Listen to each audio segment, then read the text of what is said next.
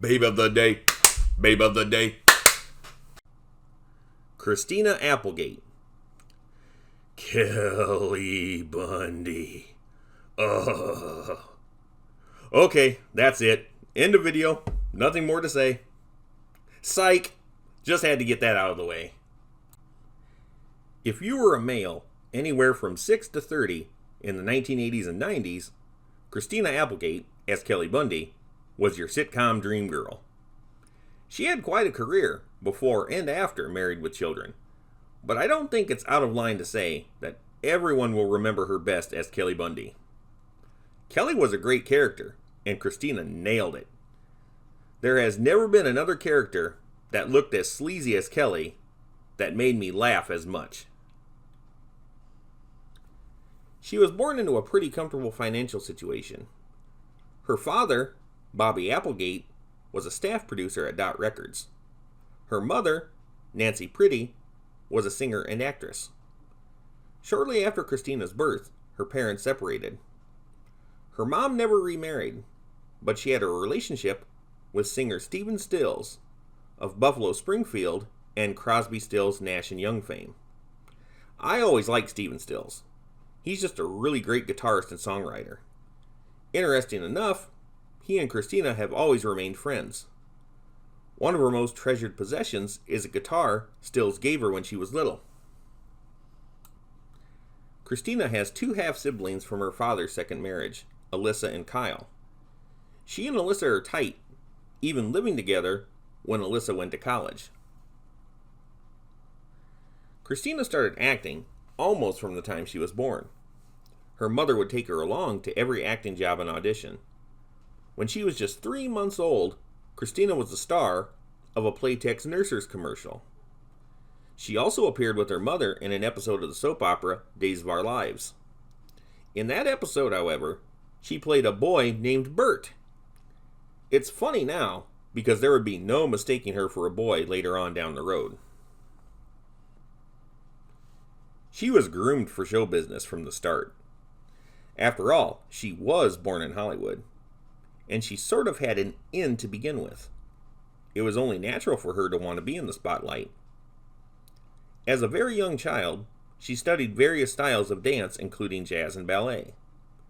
This would play a more meaningful part in her career later on. Christina's first movie appearance was in the 1981 horror film Jaws of Satan. It wasn't a big part, or a big movie, but it was a good starting point. That same year, she was a nameless dancer in the Beatlemania film. It seemed that TV, however, would become her stomping grounds. That same year, she was in an episode of the Western drama Father Murphy. In 1983, she played the young version of legendary actress and princess Grace Kelly in the TV movie of the same name. She had other parts in big series, like Charles in Charge, Silver Spoons, the new Leave It to Beaver, and Amazing Stories. What many people don't realize is that Christina Applegate was a major cast member of 2 TV series before Married with Children even started. Her first series was a comedy show called Washington in 1985. She played Sally Forehead, the daughter of the main character who was a new congressman. It lasted only 10 episodes. Then, Christina was one of the stars of the cop drama Heart of the City. She played the teenage daughter, Robin Kennedy, of the main character who was a police detective. It lasted only 13 episodes from 1986 to January of 1987. Christina, at just age 15, was already an acting veteran before she got her third series, Married with Children. This show would prove to be a huge, huge hit and culturally iconic, running from 1987 to 97 for 11 seasons. It was the fledgling Fox Network's first sitcom. At first, it seemed like it was going to be another bomb-out series. None of the big 3 networks wanted it. It was rowdy and funny for the sake of being funny. This show totally went against the grain of the sappy family sitcom that was so overdone at the time.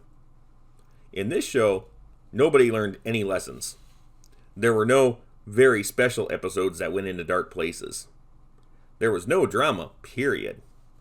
It was a refreshing change of pace, and the show only became as successful as it did because it aired on Fox back then, when the show had a lot more freedom to push the mark.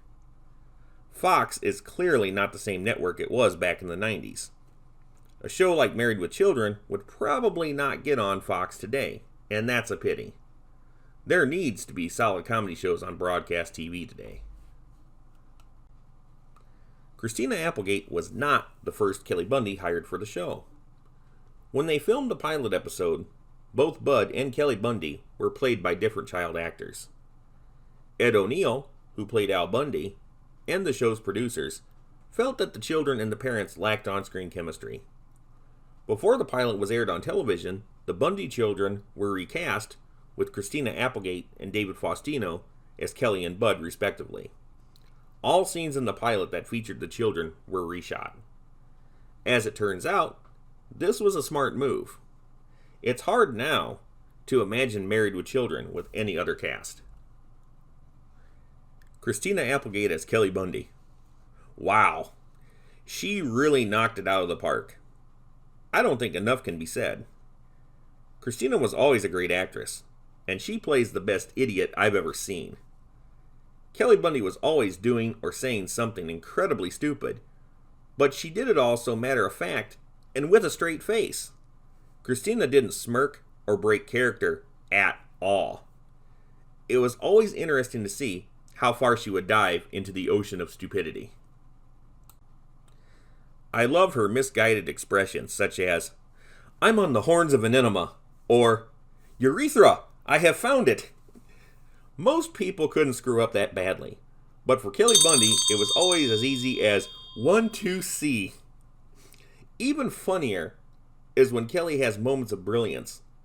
Sometimes Kelly Bundy has moments of extreme clarity, although it's rare. It really wasn't until season 4 that Kelly Bundy started looking like most people remember her today. In the first 3 seasons, she had the worst platinum blonde hairdos. By the 4th season, she had better hairstyles and a better color. Plus, she was a senior in high school and turning 18 by that point, so they could play up to her sex appeal and make more jokes about her being a loose woman. Christina's dancing skills also started coming into play as they gave her every chance to strut and show off. It wasn't just gratuitous. All this added to the show's writing and Kelly's character development. Kelly was simply coasting by on her looks, and because of that, and her trashiness, it got her into one situation after another. And because Kelly was stupid and shallow, no good thing that came her way ever lasted for long. After high school, Kelly got into modeling school. This led to all kinds of funny storylines, including her becoming a car model, the Alante girl, and becoming Miss Weenie Tots. The modeling school was eventually shut down, and Kelly had to pursue other opportunities. After a few missteps, Kelly finally stumbled into something that was a success. In season 6, she was hired to play a superheroine called the Verminator in a series of TV commercials for Pest Boys Exterminators. It made her a local celebrity, and it was something that they kept coming back to in the series. Kelly, due to her being so stupid, really took a beating in her Verminator commercials. She would play the Verminator on and off many times through the beginning of season 9. For some reason, early in season 7, they decided to change Kelly's occupation to waitress. She was initially very lousy at it, but ultimately became quite good. Kelly was a waitress for several episodes, but I'm guessing they dropped the idea because Kelly being good at something didn't provide enough laughs.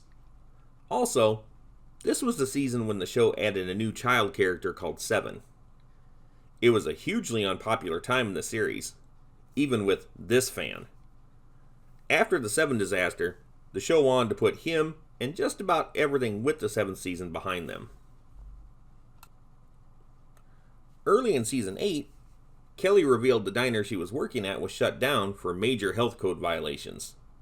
She went back to playing the Verminator once again, Later on down the road, Kelly got fired when she tried standing up for herself. Early in season 9, Kelly decides she wants to pursue a legitimate acting career. She tried out for all kinds of commercials and TV roles, actually getting some jobs. Shortly after her decision to become an actress, she decides to take acting classes to improve herself. This led to one of the funniest recurring gags in the series, when Kelly becomes a student of the Larry Storch School of Acting. It was named after the real actor Larry Storch, best known for playing Corporal Agarn on the TV series F Troop. I actually like Larry Storch a lot. He was a good actor and had the ability to do a lot of things. But by the 1990s, he wasn't doing much, and the idea that Kelly would be going to his acting school was funny. He was an unlikely role model for her, and considering that she wanted to be super rich and famous right away, maybe this wasn't the best choice of mentors. What's really cool is when Larry Storch actually appears in the series. Kelly was his student of the month, so it was clear she did well in his school. It's important to state, however, that despite her successes throughout the series, she always remained really stupid and a loose woman. An interesting thing that a lot of people don't know is that between seasons 9 and 10 of Married with Children, Christina Applegate became one of the first members of the Pussycat Dolls. This is when they were just a dance troupe, before they became recording artists. At first, they performed at Johnny Depp's Viper Room in West Hollywood. At the time, the Pussycat Dolls was a burlesque act. They danced around to popular songs of the 50s and 60s, wearing lingerie and pinup girl costumes. Christina couldn't stay with the act full time because she was too busy acting, but she certainly helped establish the Pussycat Dolls as a phenomenon. When seasons 10 and 11 came around, Kelly didn't break any new ground. She simply took on different acting jobs. Kelly did some of these well and bombed out on others, but it never got old. The last episode of the series was really not a proper finale, just another episode. But it did something interesting. Kelly actually fell in love with a guy and nearly married him. He was the son of the Weenie Tots tycoon and would have made all the Bundys very wealthy. However, Al learns that the son likes to sleep around, and he ultimately decides to break up the wedding. This is one of the rare moments when we know, for sure, that Al likes his family despite all the insults. Kelly Bundy, in my opinion, is the best thing Christina Applegate ever did. She was always a good actress, but no other character she played was as endearing or long-lived as Kelly.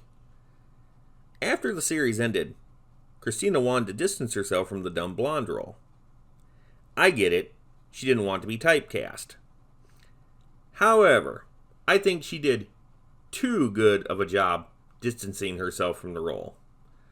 A lot of stuff she did outside of the series failed to show off her comedic talents. Her very first movie, where she received top billing, is a little-known drama called Streets. This was released in 1990, after Married with Children was an established hit, but still pretty early in the show's run. The movie didn't do well, and I can understand why it didn't do well. Christina played a drug-addicted teen prostitute living on the streets of LA. There is nothing about that movie that would make me want to see it, and it certainly doesn't compare to Married with Children. Her next movie, where she also received top billing, was the much more hyped and better known Don't Tell Mom the Babysitter's Dead from 1991. I was a fan of Christina Applegate, and I really wanted to like this movie, so I saw it when it came out. The title sounded funny, and indeed, in the early moments of the movie, there was some funny stuff going on. Though, as the movie droned on, it turned somewhat dramatic. This could have been a wacky, funny movie, but it turned out to be something kind of painful to watch. Christina was still good in it, I'm just not sure what they were trying to accomplish with that movie. It made a tiny profit in theaters, but fared better on VHS releases and HBO. Since then, the movie has developed a cult following. Like The Babysitter, though, I think this movie is better off buried. After this movie, Christina didn't get a whole lot of top-billed roles, but she did build and maintain a successful career of supporting roles in movies. She was in Mars Attacks, Mafia, and the Anchorman movies, to name just a few. I think the best movie she made was Vacation in 2015. She was funny and goofy, sort of like Kelly Bundy, but definitely not dumb like Kelly Bundy. This movie was not a reboot of the Vacation films, but a continuation of the series.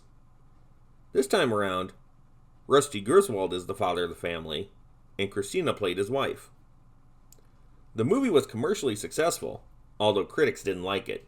But who gives a dump about critics? Another thing that Christina does that I think is cool is voice acting. She did the voice of Brittany, the lead girl chipmunk, in 3 of the Alvin and the Chipmunks movies from 2009 to 2015. But did she work on TV after Married with Children? Heck yes, she worked on TV. As a matter of fact, she never stopped guesting on other shows during the time Married with Children was on. But the year after that series ended, she headlined her own sitcom, Jessie, for 2 seasons on NBC. I wanted to like this show because I like Christina, but it was a bit too much of a downer for me. Married with Children was a unique and special show, where Jessie just seemed to be a run-of-the-mill sitcom that tried to be hip and cool, so they threw some real-life dramatic trash in there. In the show, Jessie is a divorced, single mother working at her father's bar. She has a Latino boyfriend, but things are further complicated when her ex-husband wants her back, and I've lost interest in the show already. Jessie got a bit of hype and promotion in the beginning, and I think NBC wanted it to be a hit, but it just didn't dazzle audiences. By the second season, they retooled the show by making her a nurse and concentrating on her friends instead of her family, but it didn't work. Christina guest starred in 2 episodes of the super hit sitcom Friends in 2002 and 3. This actually got her a Primetime Emmy Award.